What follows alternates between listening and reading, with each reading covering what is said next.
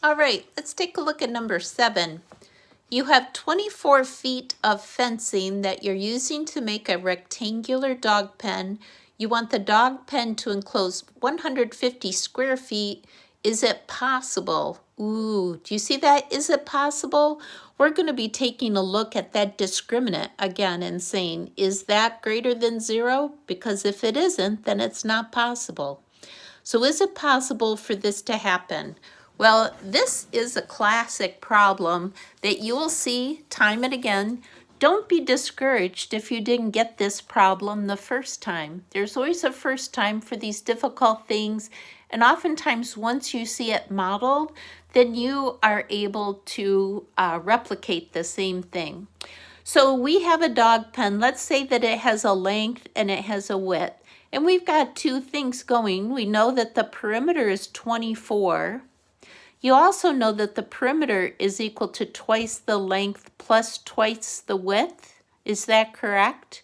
Could we divide everything by 2 and simplify this? We know that the length plus the width must equal 12.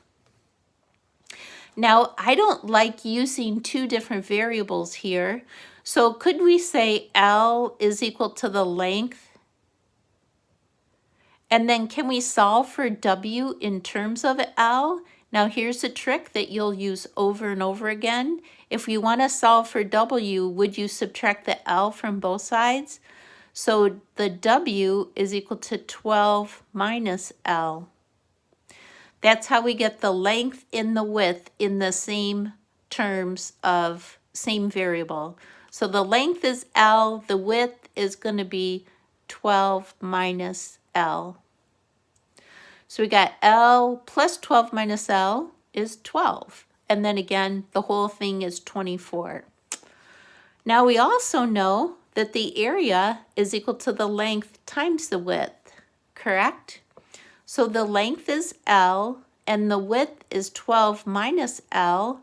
And we're told that the area, we want this to be 150 square feet.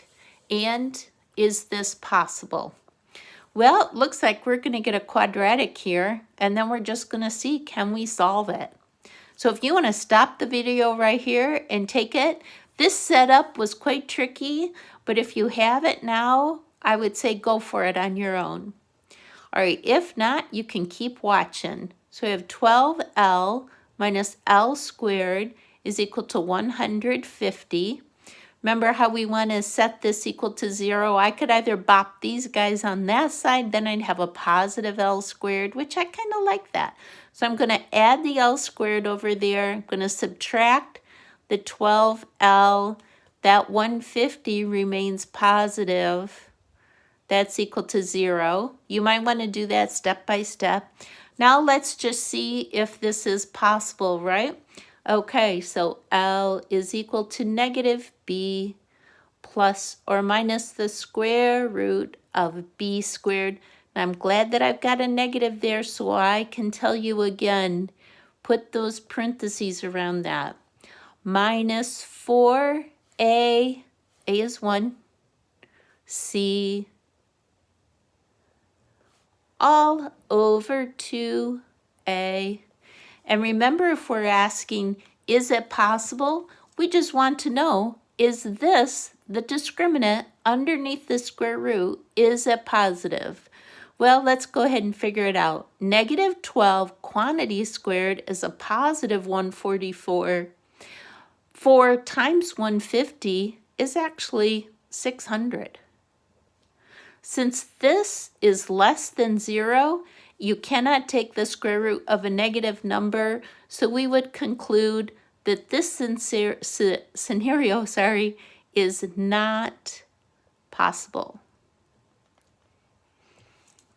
Okay, you are learning a lot in these problems. I hope that it makes sense. If not, please shoot me a question.